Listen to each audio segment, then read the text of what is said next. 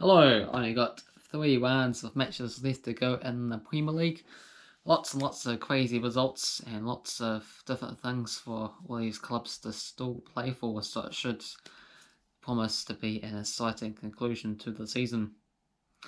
So let's go through the matches that happened last time and see how I got on with my predictions.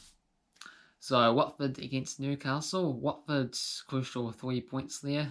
2-1 winners against Newcastle, with Troy Deeney's 2 penalty kicks after Dwight Gale opened the scoring for Newcastle. West Ham won 4-0 against Norwich. That confirmed Norwich's relegation and kept West Ham's survival hopes very much alive. Antonio scoring all 4 goals in that particular match there, so one-man show for West Ham does the job. Liverpool and Burnley turned out to be a 1-1 draw, so Liverpool not going to have a 100% home record there this season, but still carry on their unbeaten home record. Robertson scoring for Liverpool, and Wadawiki is getting the equaliser for Burnley. Next match was an upset. My team faltering against Sheffield United 3-0. McGoldrick 2 and McBurney scoring 1 as well too. So bit of a disaster there, slipping away. Manchester City 5-0 against Brighton. Sterling with a hat-trick. Jesus and Silva scoring a couple of goals as well too. Walls defeating Everton 3-0. Jimenez, Dendonka and Jota scoring the goals. Aston Villa 2-0 winners against Crystal Palace. Trezeguet scoring both of Villa's goals. Tottenham defeated Arsenal 2-1. Coming from behind, Lacazette opened the scoring for Arsenal. Son Heung-min and Alderweireld scoring the goals for Tottenham to get a crucial 3 points in this London derby. Sort of a match where these teams are trying to fight out for the Europa League, which is kind of funny because they used to be a top 4 chasing sides, but struggling dramatically hard there this season. Bournemouth defeating Leicester 4-1. Jamie Vardy, the top goal scorer there this season, with 22 goals, I believe, 3-goal leads over the West, so it seems like he is going to get it now. But his side's still trying to chase for the top 4 spots, and that is not guaranteed by a long stretch. Second half, dramatic scenes as Steiner's 66-minute penalty kick. A minute later, had Solanke turning things around to give Bournemouth the lead, and also Ansu got sent off after a tackle inside the box after the goal was already been scored, so all sort of kicked off there. Solanke managed to get another goal as well too, and Evans' own goal was decided in the match. The last game was Manchester United against Southampton. Turned out to be a 2-2 draw. Armstrong leading the way for Southampton 12 minutes in. Rashford and Martial turned things around quickly later on in the first half, all within an 11-minute spell.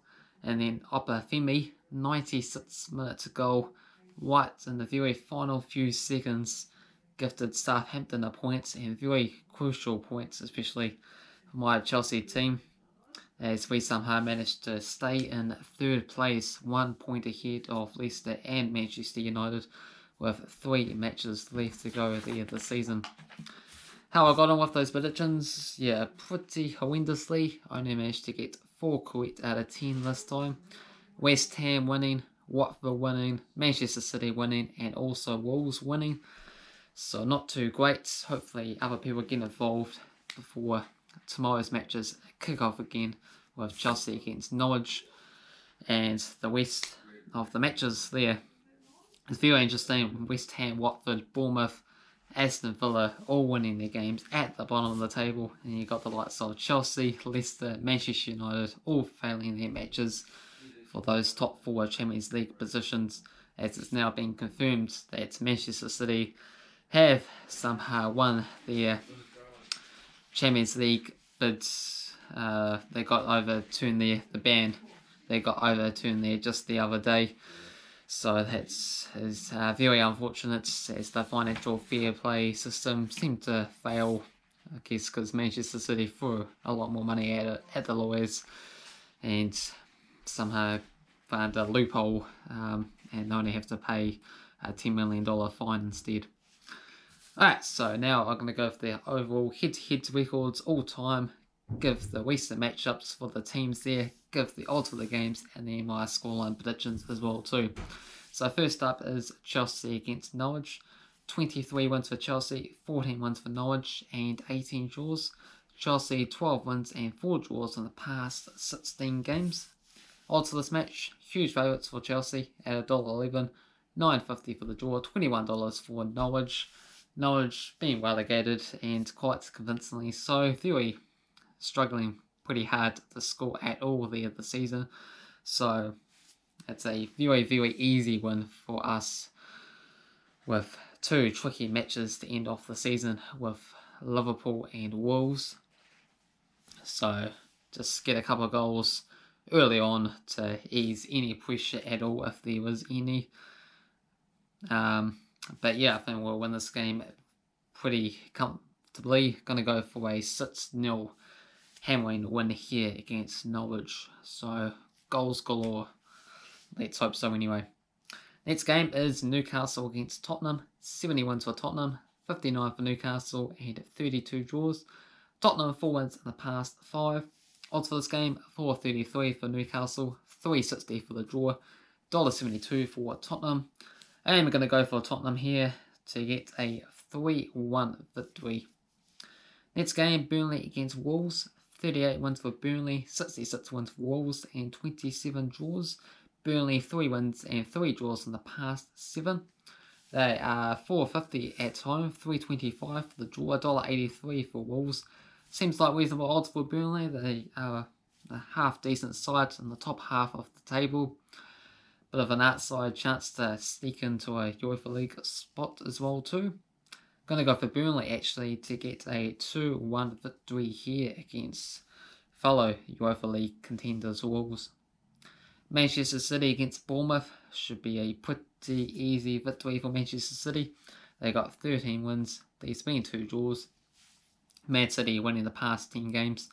It's all the way back in 1989 and 1999 where those 2 draws came from. Huge favourites at home at $1.12, at $8.50 for the draw, $17 for Bournemouth. It's just a matter of how many goals Manchester City will score here. I'm going to go for 4-0. Next up, Arsenal against Liverpool. That's the game of the week. 78 wins for Arsenal, 89 wins for Liverpool, and 61 draws. Liverpool 6 wins and 4 draws in the past 10.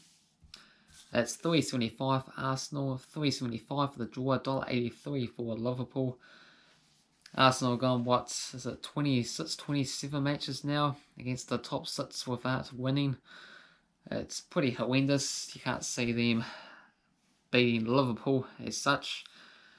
Even though Liverpool are really quite champions, they're still trying to search for the all-time most points. If they win their final 3 games, they can end up with 102. I'm going to go for Liverpool to get a 2-0 victory here. Next up, we have Everton against Aston Villa. 82 wins for Everton, 81 wins for Aston Villa, and 58 draws. Past 4 has been 2 wins each. Odds for this game, it's $1.91 for Everton, $3.40 for the draw, $3.50 for Aston Villa. Going to go for a 1-1 draw on this game here. We have Leicester against Sheffield United. 32 wins for Leicester, 31 for Sheffield, and 33 draws. Leicester 5 wins and 3 draws in the past 8 games. That's $1.91 for Leicester, $3.10 for the draw, $3.75 for Sheffield. Going to go for a narrow win for Sheffield United actually, which would do us a good favour. 1-0 is my pick here. Southampton against Brighton. 35 wins for Southampton, 20 for Brighton, 17 draws. Southampton 3 wins and 3 draws in the past 6. 210 at home, 320 for the draw, 340 for Brighton. Gonna go for Southampton, 2-0 home winners. Next up is Crystal Palace and Manchester United. 37 wins for Manchester, 8 wins for Palace and 11 draws. Manchester United 11 wins and 2 draws in the past 14.